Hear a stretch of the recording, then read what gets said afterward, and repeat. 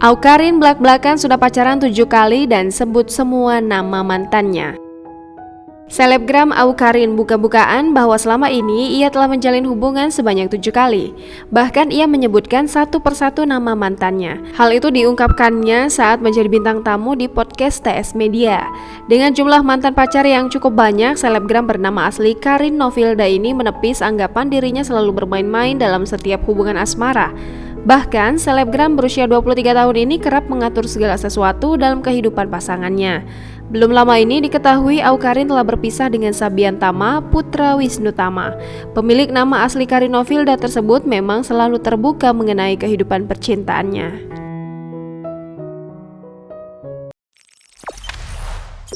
Jangan lupa subscribe, share, komen, dan like ya!